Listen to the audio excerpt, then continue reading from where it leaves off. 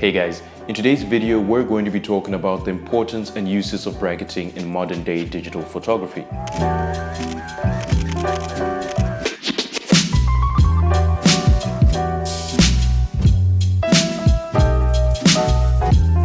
Bracketing is a method of taking multiple images of the same scene at different settings in order to capture more detail.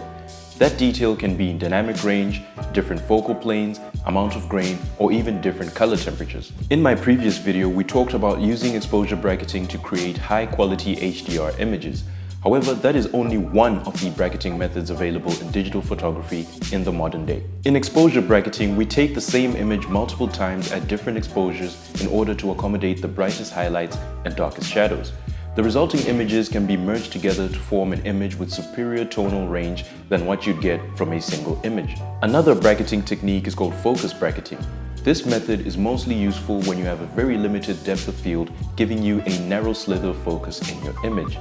Images are taken at different focal planes, so one at the nearest focal plane, then images throughout the range until the furthest focal plane. Every other parameter must be maintained, and there really isn't any need for anything to change since the exposure is untouched throughout. In macro photography, this can be particularly useful because the images can be stacked to create one where the subject is fully in focus as opposed to just a certain part of it. Let's move on to flash bracketing. In this technique, the camera flash is used to vary the intensity of light it produces in steps whilst images are being captured. This allows the user to have multiple images in post from which they can choose the best one. Another unusual bracketing technique is white balance bracketing. This method mostly applies to photographers that shoot JPEG, since the white balance can always be changed in post if the image was shot in RAW. In this method, multiple images are taken at different color temperatures, so from bluish color temperatures to red.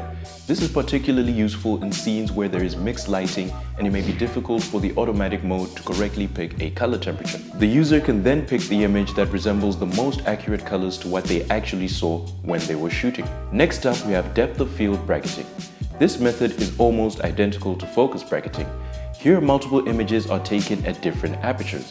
Exposure must be maintained, so your shutter speed should be allowed to change. Similar to focus bracketing, this allows the user to get varying depth of field in their images, which can then be merged to widen the depth of field and effectively get more in focus, whilst not giving up any smooth bokeh you'd get at wider apertures. Finally, we have ISO bracketing, which is a bracketing method where multiple images are taken at different ISO values or gain. Your aperture and shutter speed stay the same, and the result is that you get multiple images of the same scene at different exposures. ISO bracketing is useful because you get images with different grain in them, so you can pick out the image with the best signal-to-noise ratio for the given scenario. ISO bracketing can also be used for HDR in situations where your aperture is closed all the way down, but you don't want a shutter speed that's too slow such that things in the scene change between images, like water, people, or even marine traffic. So there you have it, folks. That is digital photography bracketing for you in a nutshell. A lot of the cameras these days actually have a lot of these features built in, meaning that the camera will simply do all the bracketing for you and capture the images. However, if you have a camera that doesn't have these modes built in, then you can always try these methods I just mentioned manually for yourself and see what kind of results you get. Thanks for watching, and I hope that this video has been useful to you.